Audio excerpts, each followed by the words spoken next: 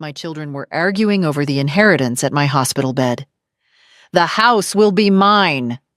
I lay with my eyes closed and heard everything. A week later, I called a notary and transferred everything to the nurse who was taking care of me. When the children found out, good day, dear listeners. It's Clara again. I'm glad you're here with me. Please like this video and listen to my story till the end, and let me know which city you're listening from. That way, I can see how far my story has traveled. I had always believed that family was everything. For 67 years, I had built my life around that simple truth. My husband Robert and I had raised 2 children in our modest 3-bedroom house in suburban Ohio. David, now 42, and Patricia, 39. Robert had passed 5 years ago, leaving me the house we'd bought together in 1982, along with his life insurance and our modest savings. Nothing extravagant, but enough to live comfortably in my retirement. The chest pains started on a Tuesday morning while I was watering my tomato plants. At first, I dismissed it as heartburn, but when my left arm went numb, my neighbor Carol saw me stumble and called 911. The ambulance ride was a blur of sirens and concerned faces. At Sacred Heart Hospital, they ran tests and determined I'd had a minor heart attack. The doctors said I needed to stay for observation, possibly surgery, depending on how the next few days went. David arrived first that evening, his tie loosened and face creased with what I thought was worry. Patricia came an hour later, her designer purse clutched tightly as she rushed to my bedside. "Mom, oh my God, are you okay?" she asked, gripping my hand. For a moment, I felt loved, protected. My children were here, but that feeling wouldn't last. The hospital routine became familiar over the next 3 days. Nurses checking vitals every 4 hours, the beeping of monitors, the antiseptic smell that clung to everything. David and Patricia visited daily, sometimes together, sometimes separately. They asked about my treatment, brought flowers, made small talk. I noticed they often stepped into the hallway to take calls or have private conversations, but I thought nothing of it. They had busy lives. David ran a struggling real estate business, and Patricia was going through an expensive divorce.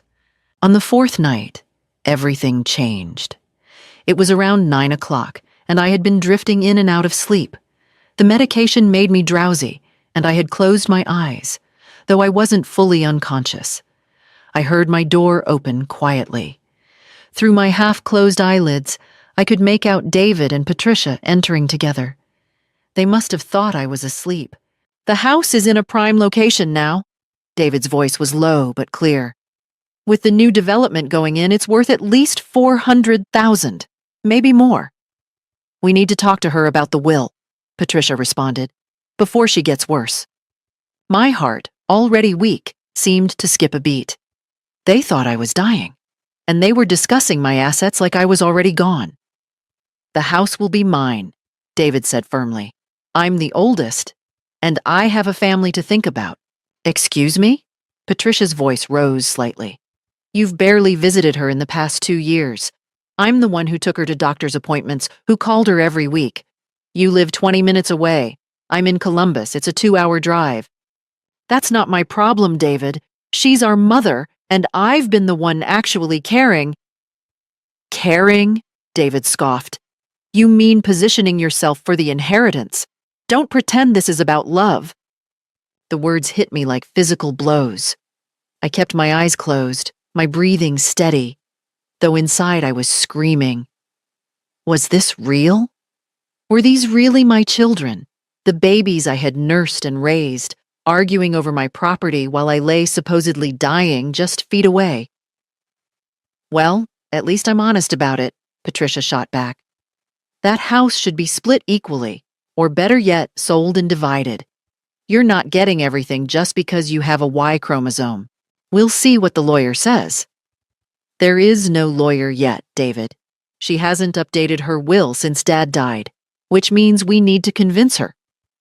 "Convince her or wait?" David's voice had turned cold. A long silence filled the room. I felt Patricia shift uncomfortably. That's sick, she finally said. Even for you. I'm just being practical. She's 67 with a bad heart. Nature will take its course. I heard Patricia's sharp intake of breath, then footsteps toward the door. I can't believe you just said that. I'm leaving. Think about it, Patricia. Think about what you could do with $200,000. Your divorce is bankrupting you. The door opened and closed. I wasn't sure if one or both of them had left. I kept my eyes shut, tears burning behind my closed lids. What had I done to deserve this? Had I raised such monsters? I didn't sleep that night. How could I? Every time I closed my eyes, I heard David's cold voice. Nature will take its course. My own son, waiting for me to die. And Patricia, she had objected, yes, but only to David's bluntness, not to the fundamental greed driving their argument.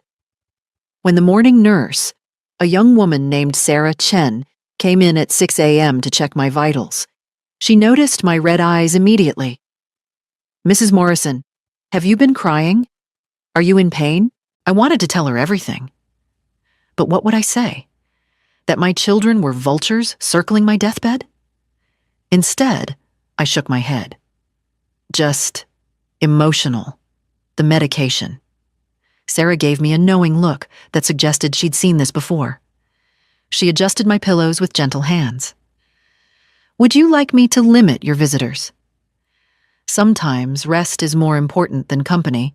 Maybe that would be good, I whispered. After she left, I lay there taking inventory of my life. Robert and I had worked so hard for that house. He'd put in overtime at the factory for years to make the mortgage payments. I had taken night shifts as a nurse to help with the down payment. We'd painted every room ourselves, planted every tree in the yard, fixed every broken pipe and creaky floorboard. And for what? So David and Patricia could fight over it like dogs over a bone? I thought back over the past few years, and suddenly details that had seemed innocent took on a darker meaning. Patricia's increased phone calls? Had she been checking if I was still alive? David's questions about my finances last Thanksgiving. Had he been calculating his inheritance? The time Patricia suggested I simplify my life by moving into a retirement community, had she been trying to get me to sell the house? How long had they been waiting for me to die? The realization hit me like another heart attack. I had become nothing more than an obstacle between my children and money. Not a mother, not a person, just an inconvenient delay in their financial plans. I felt something cold and hard forming in my chest, something that had nothing to do with my cardiac condition. It was anger, pure, clarifying anger. By noon, I had made my decision. If my children saw me as nothing more than an estate to be liquidated, then I would dispose of that estate as I saw fit. And I would make sure that their greed cost them everything. But I needed to be smart about this. I couldn't act impulsively. David and Patricia would be watching for any changes to my will, might even try to challenge it if I wasn't careful. I needed witnesses, proper documentation, and most importantly, I needed to appear completely normal until everything was finalized. I also needed someone worthy to receive what I had built. My eyes drifted to Sarah as she came back in to bring my lunch tray. She had been my primary nurse for all 4 days, working the day shift. I had watched her with other patients.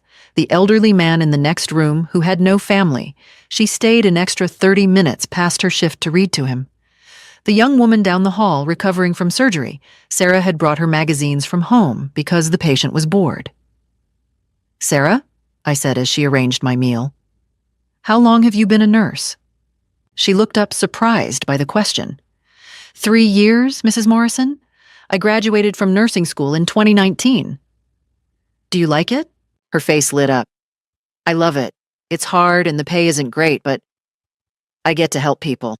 That matters to me. Family in the area? My mom lives in Cleveland. I moved here for the job. Rent is cheaper in smaller cities.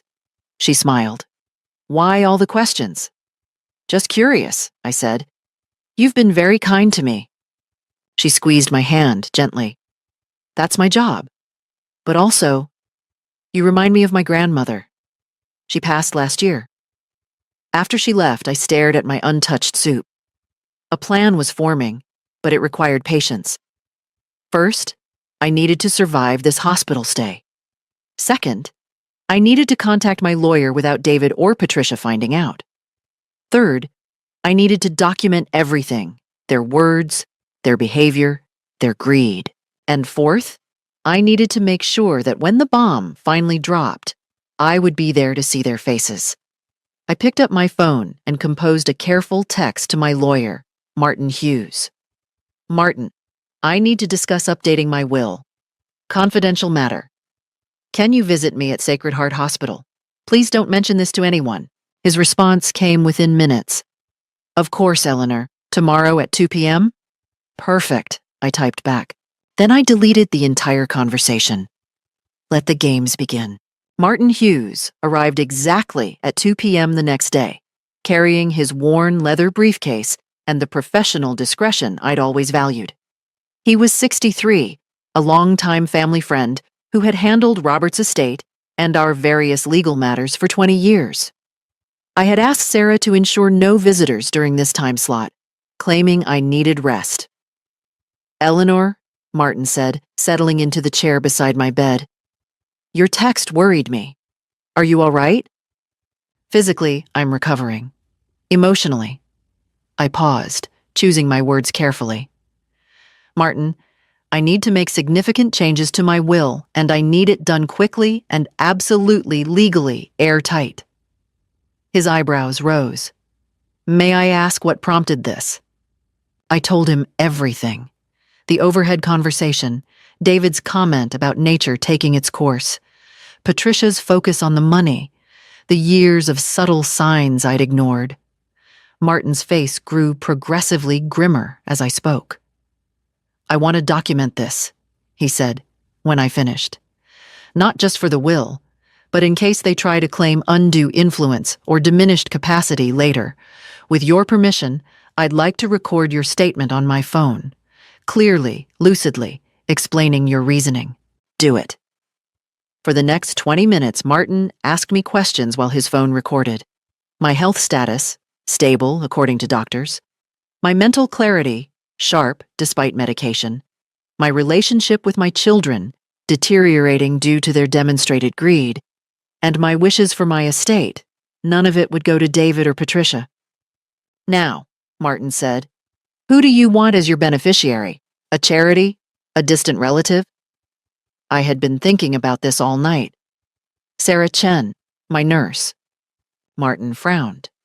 Eleanor, I have to advise caution here.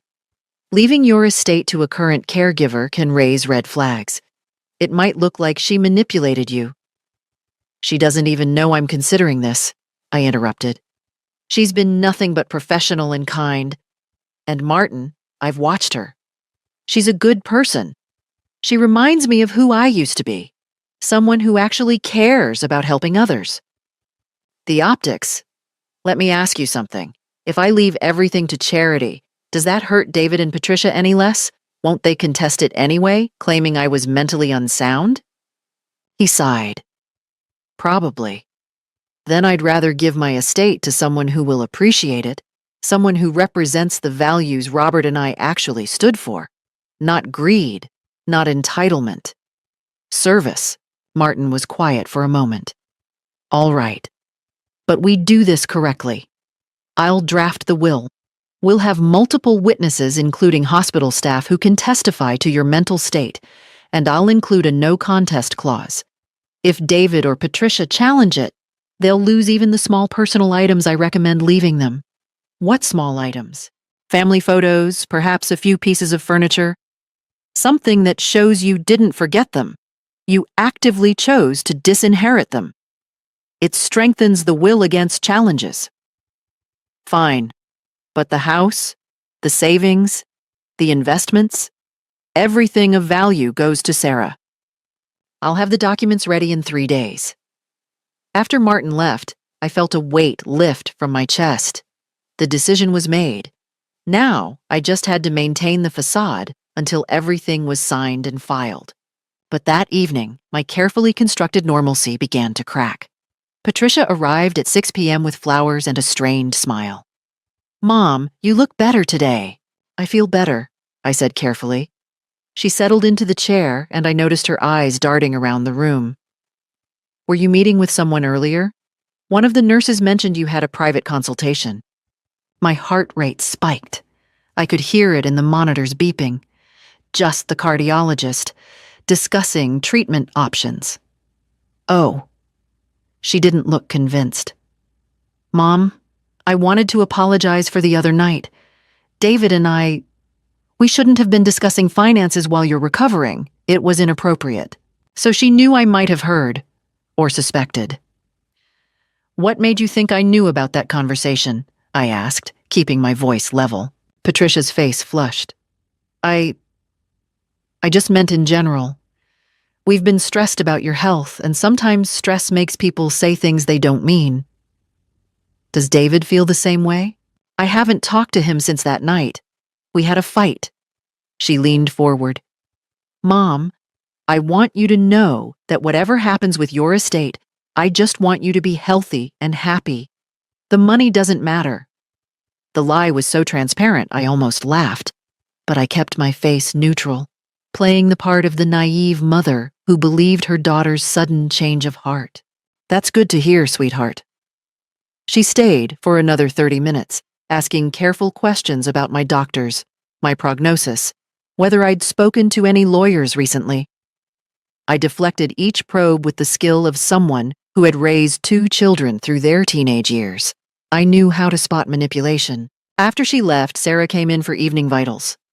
"Everything okay, Mrs. Morrison? Your blood pressure is elevated." "Just family stress," I said. She nodded sympathetically. "I understand. Sometimes the people who are supposed to care for us cause the most anxiety." If only she knew how right she was. 3 days later, Martin returned with 2 of his paralegals and the completed documents. Sarah had helped arrange for Dr. Patel, my cardiologist, to be present as an additional witness to my mental competency. We gathered in my hospital room at 10 a.m., a time I knew neither David nor Patricia typically visited. "Mrs. Eleanor Morrison," Martin began formally, "do you understand that you are signing a last will and testament that will supersede all previous versions?" "I do." "And you are doing this of your own free will, without coercion or undue influence?" "I am." Dr. Patel added his medical opinion. "Mrs. Morrison shows no signs of diminished mental capacity. She is lucid, oriented to time and place, and capable of making informed decisions about her estate." I signed each page carefully, while Martin's paralegals witnessed. The whole process took 15 minutes. When it was done, Martin placed the documents in his briefcase. "This will be filed with the county probate court this afternoon," he said. "Eleanor, you should know that once it's filed, it becomes a matter of public record. Your children could potentially find out." "Let them," I said. A reckless part of me almost hoped they would. They found out sooner than expected. David arrived that evening, his face red with fury. He didn't bother with pleasantries. "What the hell did you do?" I had been expecting this, but my heart still raced. "I don't know what you're talking about." "Don't play games with me, Mother. I have a friend at the courthouse. You changed your will. You're leaving everything to your goddamn nurse?" His voice was loud enough that I saw Sarah glance through the door window, concern on her face. "Lower your voice, David. This is a hospital." "I don't give a damn if it's a hospital, a church, or the White House. You're not doing this. You're not giving away my inheritance to some stranger who's been wiping your ass for a week." The cruelty of his words shocked me, even though I had heard his true nature days ago. "Your inheritance? I'm still alive, David." "For how long?" He leaned over my bed, and I smelled alcohol on his breath. Had he been drinking? "You had a heart attack. You could go anytime, and you're going to throw away everything Dad worked for, everything our family built, on some manipulative caregiver who probably convinced you we don't love you. No one needed to convince me of anything, I said coldly. I heard you myself, 4 nights ago. You and Patricia standing in this very room, discussing my house's market value while you thought I was unconscious. David's face went white. You were awake? Nature will take its course, I quoted. Those were your exact words. You weren't worried about my health, David. You were impatient about your inheritance. He stepped back, recalibrating. When he spoke again, his voice was different, wheedling, almost desperate. Mom, listen, I was upset. Patricia was pushing my buttons. You know how she is. I didn't mean it. I love you. You're my mother. And yet you were willing to wait for me to die rather than… what? Visit more often? Call? Actually treat me like a human being instead of a bank account? That's not fair. What's not fair is children who see their mother as nothing but an obstacle to money. Patricia arrived then, clearly summoned by David. Her approach was different, tears streaming down her face, hands clasped together. Mom, please. I don't know what David told you, but this is insane. That nurse has manipulated you. Can't you see? She's been working on you, isolating you from your real family.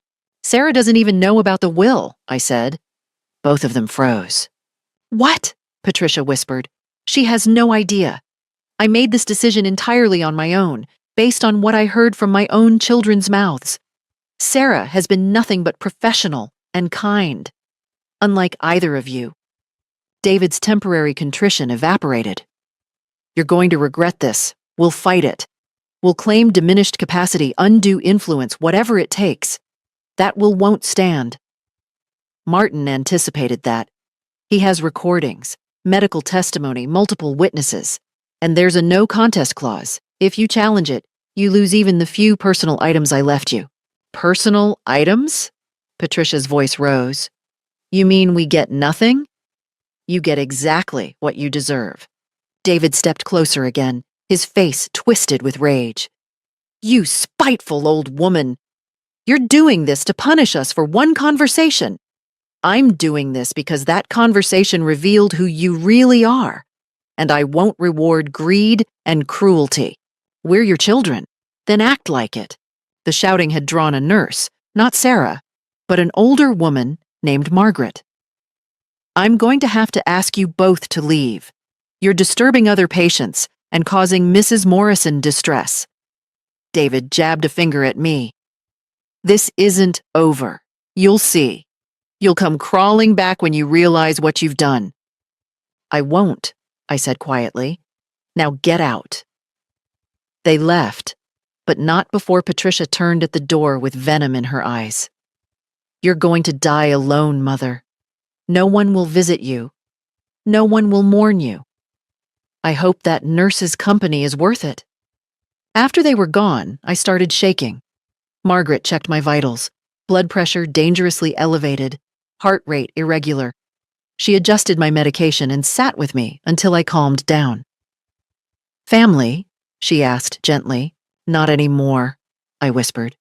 She patted my hand. Sometimes the family we choose is better than the family we're born with. I took the next 2 days to recover emotionally. No visitors, just rest, medication, and the quiet comfort of nurses who actually cared whether I lived or died. On the 3rd day of my self-imposed isolation, I received a visitor I hadn't expected. Father Michael from St. Catherine's, the church I'd attended sporadically over the years. He entered with his gentle smile and clerical collar, carrying the unmistakable air of someone on a mission. Eleanor, I heard you were ill. I wanted to see how you're doing. I doubted he'd come on his own initiative. Did my children ask you to visit, Father? His smile faltered slightly. Patricia called me. She's very worried about you. She mentioned there had been some family discord. She thought spiritual counsel might help. Of course. When direct confrontation failed, they'd send in the clergy. I gestured to the chair. Please sit. I appreciate you coming, even if the motivation behind it wasn't entirely pure. Father Michael settled in, his expression thoughtful. She said you'd changed your will and cut them out entirely. She's concerned that someone has influenced you against your own children. Father, let me ask you something. If you overheard two people discussing when you would die so they could take your possessions, how would that make you feel? He was quiet for a moment. I would feel deeply hurt, betrayed. That's what happened. I heard my children arguing over my estate while I lay in this bed, barely days after a heart attack. One of them suggested waiting for nature to take its course rather than, God forbid, actually maintaining a relationship with their dying mother. Father Michael's face showed genuine distress. Eleanor, I'm so sorry. That must have been devastating. It was. And now they're trying to use you to manipulate me back into giving them what they want. Not because they love me, not because they've had a change of heart, but because they're angry about losing money. He sighed deeply. I've been a priest for 30 years. I've seen families torn apart by inheritance disputes more times than I can count. It brings out the worst in people. He leaned forward. But I've also seen forgiveness heal wounds that seemed impossible to mend. Have you considered that your children might genuinely regret their words? That fear of losing you made them act inappropriately? Fear of losing their inheritance, you mean? Perhaps. But Eleanor, cutting them out completely. Is that what Robert would have wanted? The invocation of my dead husband was a low blow, even if unintentional. Robert would have wanted children who honored their mother, who visited her not to calculate asset values, but because they loved her. He would have been ashamed of what they've become. Father Michael was silent for a long moment. Then I'll pray for all of you, for healing, for wisdom, for reconciliation if it's meant to be. He stood and placed his hand on my head in blessing. But Eleanor, I won't pressure you. Your decision is between you and God. After he left, I felt the weight of his words. Was I being vindictive? Cruel? But then I remembered David's alcoholic breath, Patricia's threat that I'd die alone, and I knew this wasn't vindictiveness. This was self-respect. That evening, Sarah worked a double shift and came to check on me around 9 p.m. She looked exhausted, dark circles under her eyes. Rough day? I asked. We lost a patient, Mrs. Chen in 304. She'd been here 3 weeks, and we all thought she was improving, but she wiped her eyes quickly. Sorry, I shouldn't burden you with this. Sit down, I said gently. Please. She hesitated, then sank into the chair. I always take it hard when we lose someone. My supervisor says I care too much, that I need emotional distance. Don't listen to them. The world needs more people who care too much, not fewer. She gave me a watery smile. Thank you, Mrs. Morrison. Sarah, can I ask you something personal? Why did you become a nurse, really? She thought for a moment. My grandmother raised me after my parents died in a car accident when I was 7. When she got cancer, I was 16. I watched the nurses care for her with such dignity and compassion. They couldn't save her life, but they made her final months bearable. I wanted to be that for someone else. My eyes filled with tears. Here was someone who understood service, sacrifice, genuine compassion. Everything my own children lacked. You remind me of who I used to be, I said softly. Before I got tired, before I let the world make me cynical. You remind me why kindness matters. Mrs. Morrison, are you all right? I am now, I said. I really am. Later that night, my neighbor Carol called. Apparently, David had been to my house, parked in the driveway for hours, possibly trying to get inside. I called the police, Carol said. They made him leave. Eleanor, what's going on? I told her a simplified version. Carol had been my friend for 20 years. She'd watched David and Patricia grow up. "Oh, honey," she breathed. "I always thought Patricia was spoiled, but David seemed so responsible. People hide who they really are until money's involved." "What are you going to do?" "I've already done it, and now I just need to survive long enough to make sure it sticks." I was discharged from Sacred Heart Hospital after 12 days. The doctors declared me stable enough for home recovery with regular follow-up appointments. Sarah wheeled me to the exit where Carol waited with her car, having volunteered to drive me home and stay a few days to help. "No family?" the discharge nurse had asked when reviewing my papers. "My family is right here," I'd said, nodding to Carol and giving Sarah a warm hug goodbye. Sarah had squeezed my hand. "Take care of yourself, Mrs. Morrison. And remember, low sodium, gentle exercise. Take your medications on time." "I will. Thank you for everything." I'd meant it more than she knew. The house felt strange when I returned. Too quiet, too empty. Carol helped me settle into the bedroom, brought me tea, fussed over my pillows. "I'm staying in the guest room," she announced. "Don't even argue. I wasn't planning to." For 3 days it was peaceful. Carol cooked heart-healthy meals, we watched old movies, she helped me navigate the new medication routine. I grew stronger each day, physically at least. Emotionally, I was still processing everything. Then, on the 4th day home, the doorbell rang. Through the window, I saw David and Patricia standing on my porch together. They'd coordinated this ambush. "Don't answer it," Carol said sharply. "No, let them in. I want to hear what they have to say." Carol opened the door, her expression glacial. "David?" "Patricia." "Carol," Patricia said with forced brightness. "We're here to see our mother. I assume she's well enough for visitors? That's up to her." I called from the living room where I sat in my recliner, the one Robert had bought me for my 60th birthday. "Let them in, Carol." They entered like diplomats approaching a peace negotiation, calculated smiles, bearing gifts. Patricia carried flowers. David held a grocery bag. "Mom," Patricia began, her voice dripping with artificial warmth. "We've been so worried about you. We brought your favorite, chicken soup from Romano's." I didn't take the bag. "What do you really want?" David's smile tightened. "Can't we just want to see our mother? You could, but you don't. So let's skip the performance and get to the point."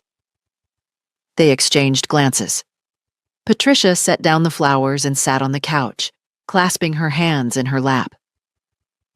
"Mom, we've been doing a lot of thinking about what happened at the hospital, about things we said. Things I overheard, you mean?" "Yes," she acknowledged. "And we realize how hurtful that must have been. We were scared, stressed about potentially losing you, and we handled it badly." "Very badly," David added, sitting beside her. "Mom, I was drinking that night. You know I don't drink much. It was the stress. I said terrible things I didn't mean. And the conversation I overheard before that, when you thought I was unconscious?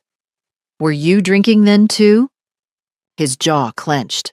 "No, but you were still discussing my death like it was a business transaction." Patricia leaned forward. "Mom, families talk about these things. It's not abnormal to discuss estate planning. We could have been more tactful, yes, but you're reading malice into simple, practical conversation." "The house will be mine," I quoted David's words. "Nature will take its course." Was that tactful enough? Silence fell. The mask was slipping already. David tried a different approach. "Look, we know you changed your will. We know you're angry. But giving everything to a stranger just to spite us, that's not you, Mom. That's not the woman who raised us. Maybe the woman who raised you made a mistake," I said quietly. "Maybe she should have taught you that people matter more than property." Patricia's eyes hardened. "That nurse manipulated you." "Sarah doesn't know about the will. How many times do I have to say it?" "Then it's even worse. Patricia's voice rose.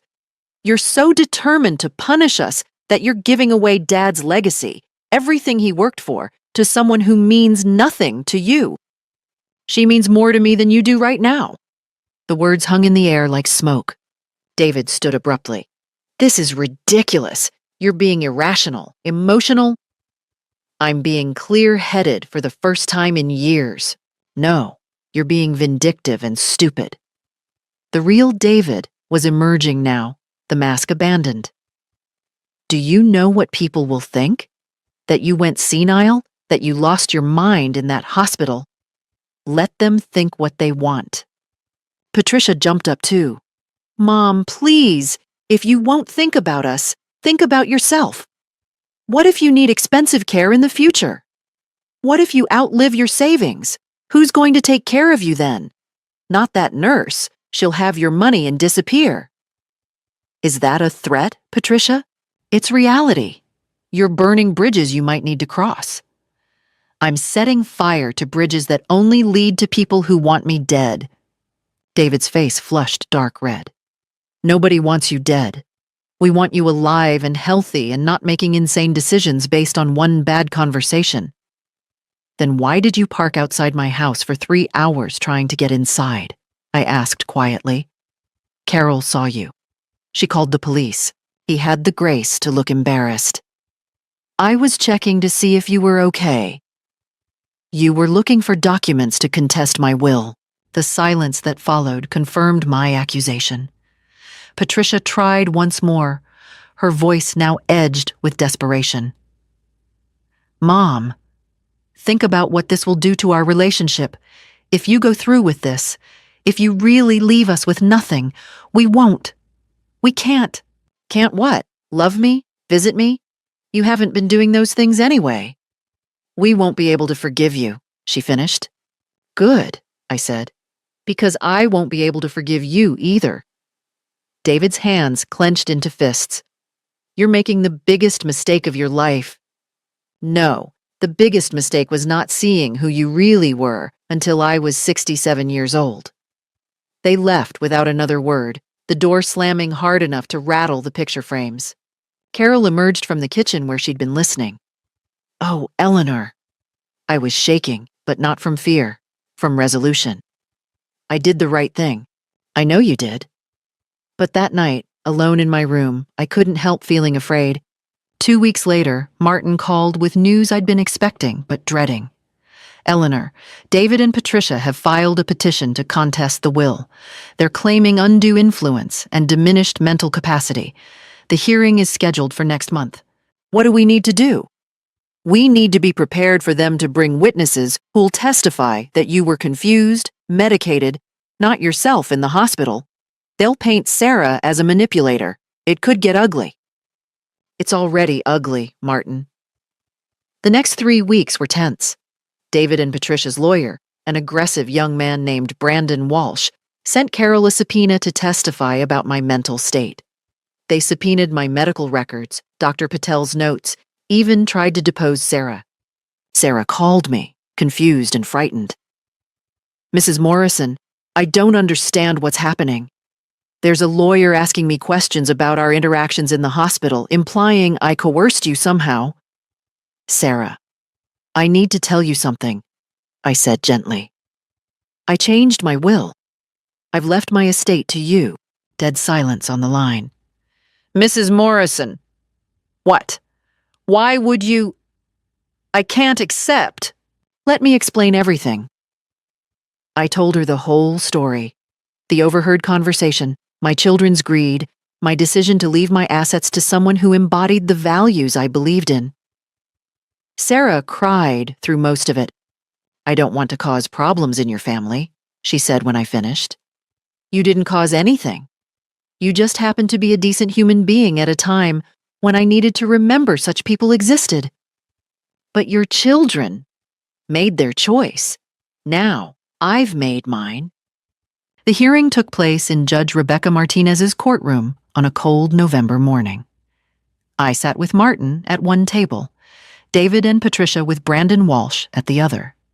The courtroom was nearly empty except for Carol, Sarah, who'd been subpoenaed, and a few court staff. Brandon Walsh opened aggressively. Your Honor, this is a clear case of elder abuse. Mrs. Morrison, barely coherent on heart medication, was manipulated by her nurse into disinheriting her devoted children. Objection, Martin interrupted. Counsel is making statements, not presenting evidence. Judge Martinez, a sharp-eyed woman in her 50s, nodded. Sustained. Mr. Walsh, present your case. Walsh called Dr. Patel first, attempting to establish that my medication could have affected my judgment. Dr. Patel destroyed that theory immediately. Mrs. Morrison was on standard cardiac medications. None of them affect cognitive function or decision-making ability. She was alert, oriented, and fully capable of making informed choices. But she had just suffered a heart attack, which affects the heart, not the brain, Mr. Walsh. Walsh then called David to testify. This was the moment I'd been waiting for. Under Walsh's questioning, David painted a picture of a devoted son. Regular visits, constant phone calls, deep concern for his mother's welfare. I love my mother, he said, voice breaking. I can't understand why she would cut us out completely unless someone convinced her we didn't care. Martin stood for cross-examination. Mr. Morrison, were you present in your mother's hospital room on the evening of October 15th? Yes, I visited regularly. Around 9 p.m. specifically. David's face paled. He'd forgotten about that conversation, or assumed I'd never mention it. I may have been there around that time. And was your sister with you? Yes, Martin nodded to the court reporter. I'd like to enter into evidence recording number 1, made by Mrs. Eleanor Morrison on her personal phone that evening. My phone had been on my bedside table. I'd managed to start the voice recording app just before pretending to be asleep. The audio quality wasn't perfect, but it was clear enough. The courtroom listened to David and Patricia's voices discussing my house's value, arguing over who deserved what. David's comment about nature taking its course. Patricia's face went white. David stared at the table. Judge Martinez's expression had turned to stone. Mr. Morrison, Martin continued quietly, does that sound like a devoted son concerned about his mother's health? I was under stress. You didn't mean for her to hear you, you mean? Walsh tried to object, but the judge overruled him. Patricia was called next. She attempted to maintain that the conversation had been taken out of context, that they'd been worried about my medical bills, making contingency plans. Martin played recording number 2, the one he'd made in my hospital room 3 days later, where I lucidly explained my reasoning for changing the will. My voice was clear, rational, unemotional. I stated facts, dates, specific conversations. I demonstrated perfect recall of my assets, my children's full names and birth dates, current events, basic arithmetic. Does that sound like someone with diminished capacity, Ms. Morrison? Martin asked Patricia. She couldn't answer. The final witness was Sarah. Walsh tried to paint her as a gold digger, asking about her financial situation, her student loans, how convenient it must have been to befriend a wealthy patient. But Sarah was unshakable. I didn't know about the will until 2 weeks ago when you subpoenaed me. I was doing my job. Mrs. Morrison was a patient who needed care, and I provided it. Nothing more. You expect us to believe you didn't encourage her to change her will? I expect you to believe the truth, Sarah said firmly, which is that I had no idea about any of this until your legal documents arrived. Judge Martinez had heard enough. I'm ready to rule. The courtroom went silent. I've reviewed all the evidence, heard the testimony, and listened to these recordings. Mrs. Morrison demonstrated clear mental capacity when making her will. Her reasons for changing it, while perhaps painful for her children to hear, are legally sound. This petition is denied. David shot to his feet. This is bullshit. You can't— Sit down, Mr. Morrison, the judge said coldly, or I'll hold you in contempt. He sat, shaking with rage. Furthermore, Judge Martinez continued, due to the no contest clause in Mrs. Morrison's will, your challenge means you forfeit even the personal items she originally left you. The will stands as written. It was over. Outside the courthouse, David and Patricia stood on the steps in the cold November wind. I walked past them without a word, Martin on one side, Carol on the other. Sarah trailed behind, still processing everything. "Mom!" Patricia called out desperately. "Mom, please!" I didn't stop, didn't turn around. They had made their choices. Now they would live with the consequences. In Martin's office afterward, he laid out the final documents. The will is now uncontestable. Everything is in order. The house, your savings, Robert's life insurance payout, the investment accounts, all of it will go to Sarah Chen upon your passing. Sarah sat beside me, tears streaming down her face. "Mrs. Morrison, I still can't believe. I don't deserve this. You deserve it more than they ever did," I said firmly. "Sarah, you showed me kindness when you thought I was just another patient. You stayed late to read to lonely old men. You brought magazines to bored young women. You cried when patients died. You're exactly the kind of person who should benefit from what Robert and I built. What do I even do now?" she whispered. "You keep being who you are," I said. "And when the time comes, hopefully many years from now, you use that house to build a life, maybe start a family, maybe help others the way you helped me. Just don't waste it on people who don't appreciate it." Martin cleared his throat. "There's one more matter.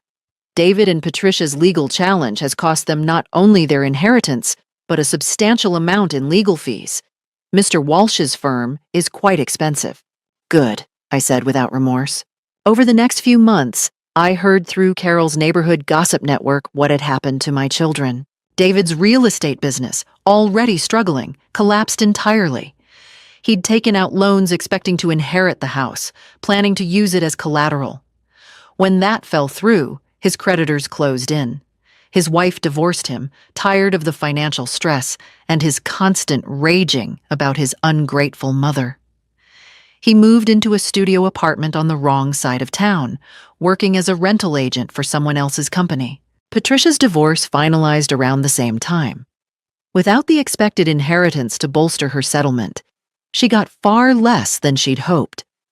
The judge had been unimpressed by her financial planning that depended on her mother's death. She lost the house in the suburbs, her car, most of her belongings. Last Carol heard, she was living with a roommate and working retail, something she'd always considered beneath her. They both blamed me, of course. I received hateful letters that Martin advised me to keep for documentation. Voicemails filled with vitriol. Patricia showed up at my house once screaming on the lawn until Carol called the police. I got a restraining order against both of them. The finality of it should have hurt more than it did. These were my children, the babies I'd nursed and raised, the toddlers I'd comforted and the teenagers I'd guided. But when I looked at who they'd become, greedy, entitled, willing to wish for my death, I felt nothing but relief that they were gone from my life. Sarah, meanwhile, bloomed. Knowing that her future was secure, she reduced her work hours slightly and enrolled in a nurse practitioner program. She visited me weekly, bringing groceries and staying for dinner. We talked about everything: her classes, her dating life, her dreams of maybe opening a community health clinic someday. The house could be perfect for that, I told her. It's zoned for mixed use. You could live upstairs and run the clinic on the ground floor. Her eyes lit up. Really? You'd be okay with that? Robert was a union man. He believed in serving the community. He'd love the idea of our house being used to help people who can't afford regular health care. She hugged me tight. "I promise I'll make you proud." "You already do." One day, about 6 months after the court case, I was working in my garden, carefully, doctor's orders, when a car pulled up. My heart clenched, thinking it might be David or Patricia violating the restraining order. But it was Father Michael. "Eleanor," he said, approaching slowly, "may I speak with you?" "If you're here to lecture me about forgiveness—" "I'm not," he interrupted gently. "I'm here to apologize. I let Patricia manipulate me into trying to manipulate you. That was wrong. You were right. They were using me, and I should have seen it." I studied his face, saw genuine remorse there. Apology accepted. For what it's worth, I think you did the right thing.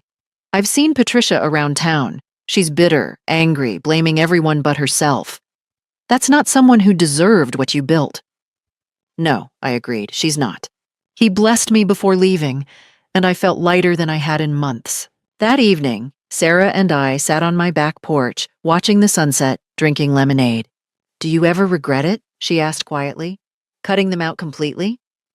I thought about the question honestly. Sometimes I regret that they became the kind of people who needed to be cut out. But the actual decision? No, never. They were your children. They were, but they stopped being my family the moment they started waiting for me to die. The sun dipped below the horizon, painting the sky in shades of orange and gold. You're my family now, I told Sarah. You and Carol and people who actually give a damn whether I live or die. She squeezed my hand. I give a damn. I know you do, sweetheart. I know you do. 3 years passed. 3 years of peace I hadn't known was possible. I celebrated my 70th birthday surrounded by people who actually loved me. Sarah, Carol, Father Michael, several nurses from Sacred Heart who had become friends, and members of the community garden club I'd joined. The party was in my backyard. The garden Robert and I had planted now flourishing under Sarah's care as well as mine.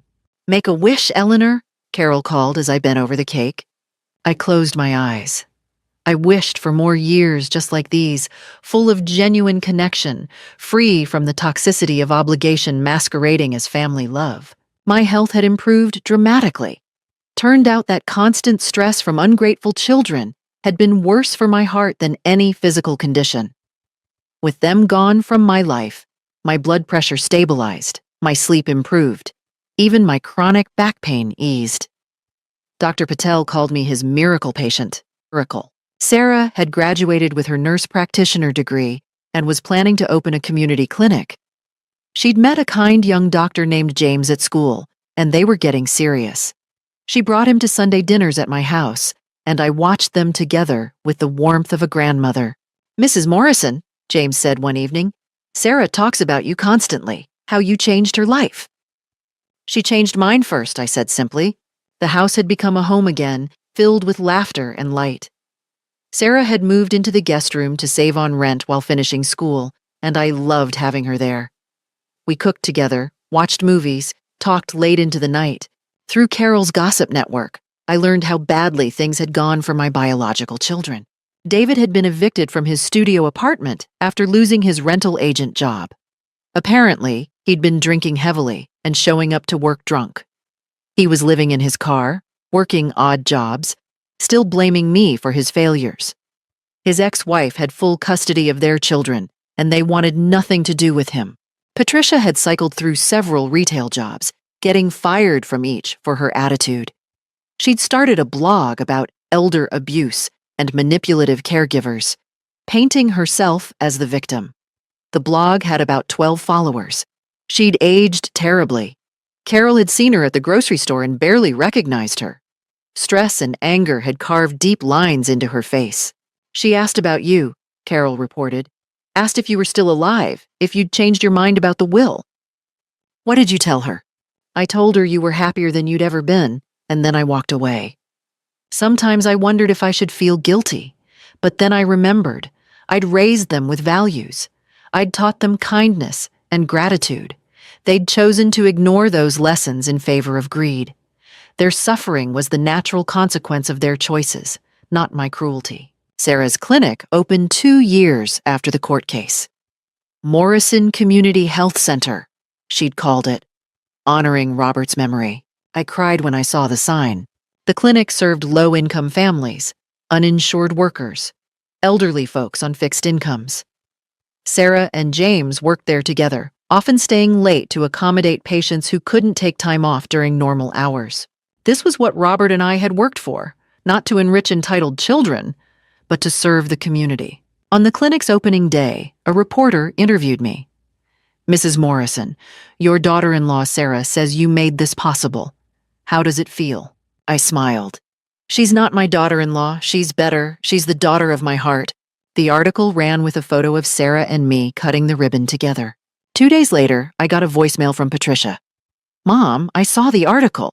I can't believe you're still pretending that woman is your family. She's using you. You'll die alone and realize too late what you threw away. I saved the message as a reminder of the bitterness I'd escaped, the toxicity I'd removed from my life. That night, Sarah came over for dinner with James. We grilled burgers in the backyard, the same yard where Robert had taught David and Patricia to play catch decades ago. I got a voicemail from Patricia today, I mentioned casually. Sarah's face clouded. What did she say? The usual, that you're using me, that I'll die alone. I'm sorry, Eleanor. Actually, it reminded me why I made the right choice. I looked at her and James, their faces full of genuine love and concern. I'm not going to die alone. I'm going to die surrounded by